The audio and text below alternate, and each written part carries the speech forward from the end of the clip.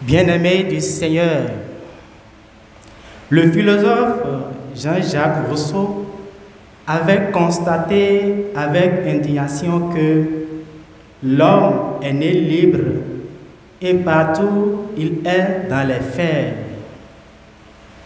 Il préconisa alors un système politique fondé sur un contrat pour garantir la liberté de tous.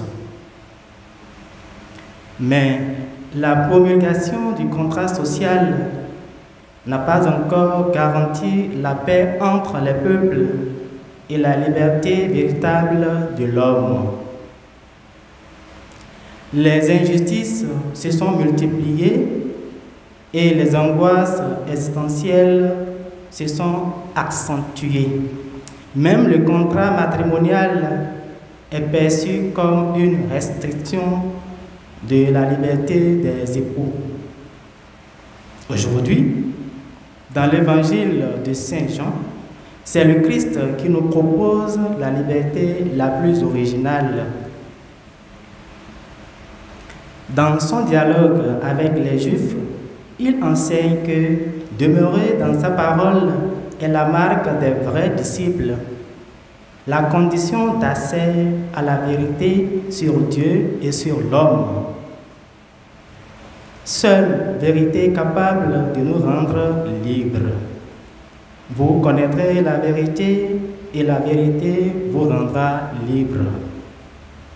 Selon le vocabulaire joannique, en effet, demeurer dans la parole de Christ, c'est être intimement uni à lui en accueillant au plus profond de notre intime cette parole qui est vérité, cette parole qui éclaire, instruit et libère pour la ruminer et en vivre.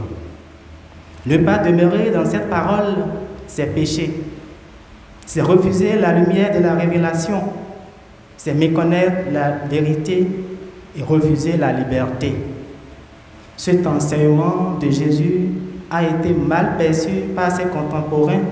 Nous le voyons. Il a provoqué irritation, mécontentement et rejet.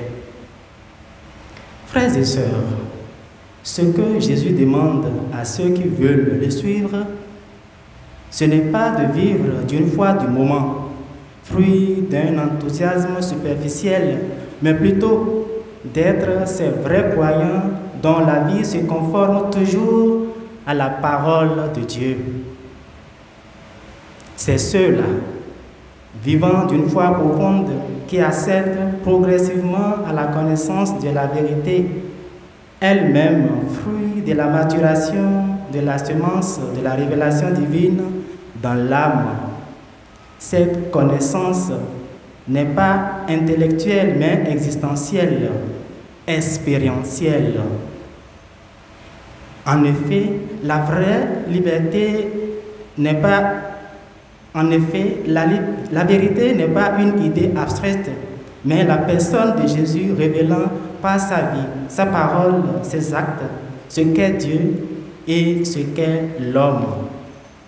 Ainsi, contrairement à ce qu'affirme la Déclaration des droits de l'homme, les hommes ne naissent pas libres.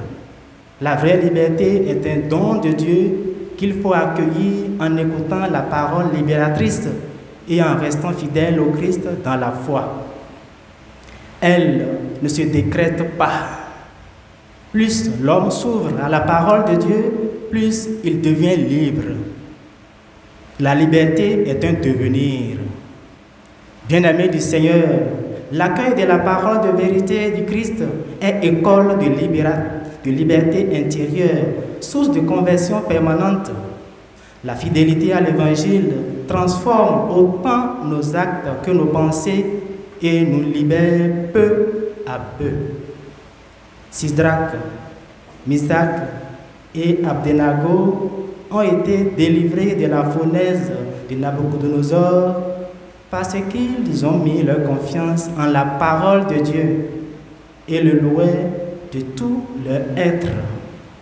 Ils ont privilégié la communion à Dieu à tel point que, même s'ils ne délivraient pas leur corps, ils demeureront dans sa parole.